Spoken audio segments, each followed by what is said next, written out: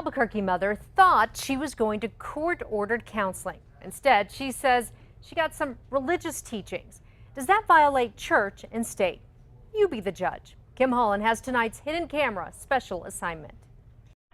And then I do a lot of presentations. They were supposed to be classes to help teach a divorced mother how to raise her children with her ex-husband. To help us with our co-parenting as well as communication skills. But what Holly Salzman says she got was something much different. It's very inappropriate. On the face of it, yeah, it looks pretty problematic. Every week for the past 2 months, Salzman has been meeting with Mary Pepper at a city library. Pepper touts herself as an educator, a mentor, a teacher for couples.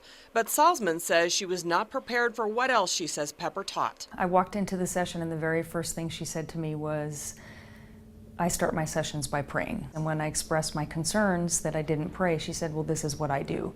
And she proceeded to say a prayer out loud. There's nothing wrong with prayer, but it becomes questionable in this case. That's because these sessions were court-ordered. The classes were part of District Court's Family Court Clinic. It provides services in child custody cases to reduce conflict.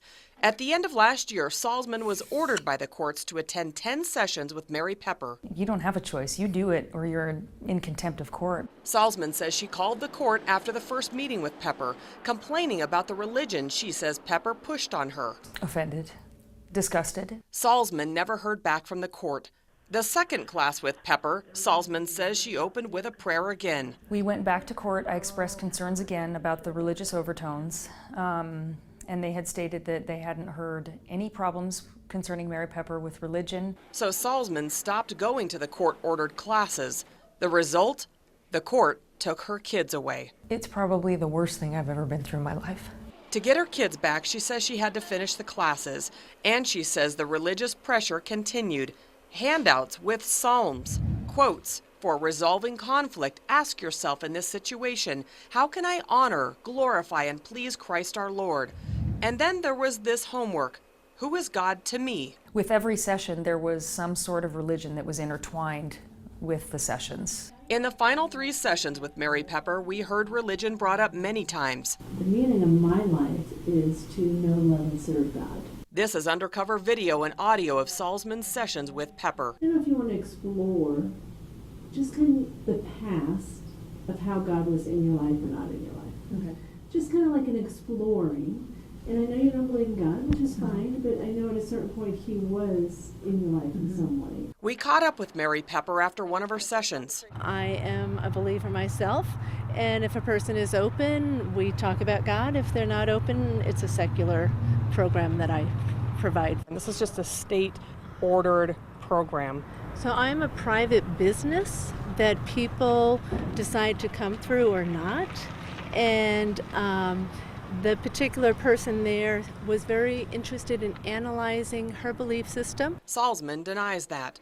District Court would not comment on a pending case, but says it does not refer parties to religious-based counseling, and if religion is offered, it's optional.